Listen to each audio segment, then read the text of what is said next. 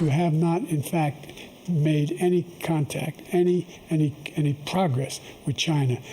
We are at the lowest trade deficit with China since 2010. We have the largest deficit with China. He gets paid by China. He's a Manchurian candidate. He gets money from China. So I think he's afraid to deal with them or something.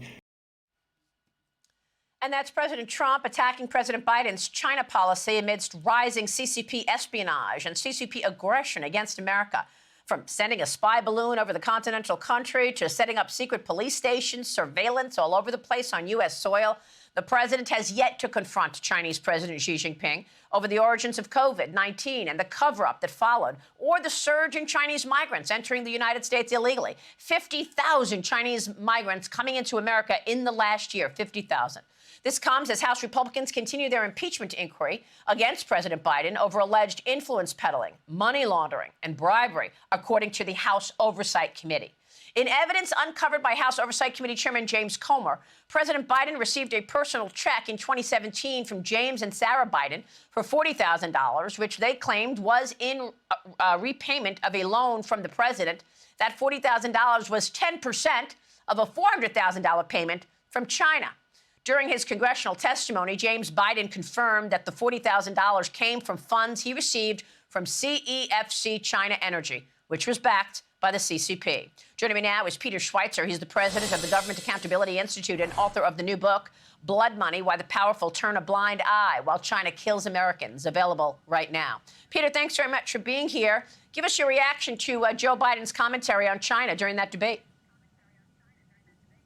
Yeah, it's really pretty remarkable. I mean, look, the bottom line is that Joe Biden and his family have received collectively tens of millions of dollars from Chinese businessmen, beginning really when he became vice president of the United States. And that has deeply affected and shaped his approach to China. And all you have to do is look at his record and look at the wild inconsistencies that have occurred since that money began to flow. In the 1990s, for example, Joe Biden led the charge on Capitol Hill in calling out the Chinese government for their involvement in the international heroin trade. He held hearings about it. He talked vocally about it.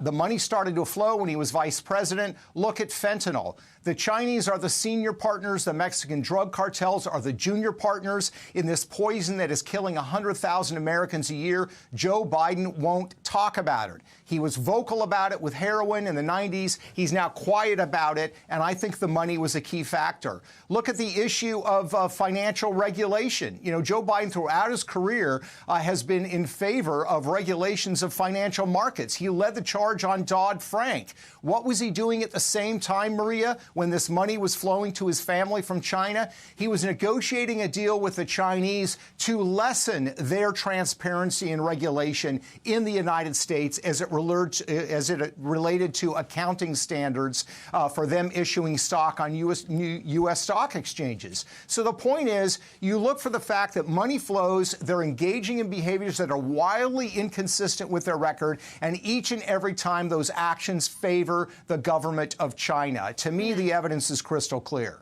Well, I mean, you just mentioned something that I just did a whole Fox Nation special on, and that is those accounting standards. We just did this special called Underwriting the Enemy. It is available right now on Fox Nation. And what we talked about were the thousands of Chinese companies that trade on U.S. exchanges, the New York Stock Exchange and the NASDAQ, and they don't follow the same accounting rules that every other public company has to follow, according to the Securities and Exchange Commission.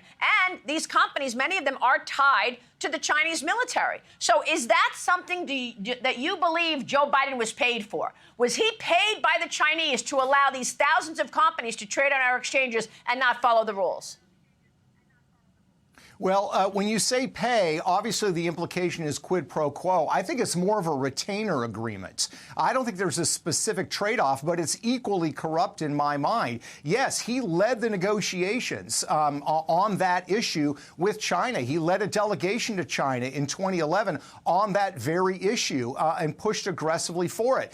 And the thing to point out, Maria, you did this in your special, and I think I do it in my book, these are not victimless crimes. This is not just a case of the Biden family getting money and Joe Biden doing some things that the Chinese kind of like. This actually has real implications. These Chinese companies ripped off American investors because they did not have to abide by the same accounting standards that any other company does in the world that's listed on our stock exchanges. And look at the issue of fentanyl. China controls every step of the fentanyl production phase in the United States, from the precursors to the pill presses to the money laundering. It is a Chinese operation with the drug cartels as the junior partner. 100,000 people die. Joe Biden will not talk about it. He will not list China as a country involved in the drug trade. His own Secretary of State last year told CBS News those precursors might, some of them, be arriving in Mexico by accident. I mean, It's absurd. And so the bottom line is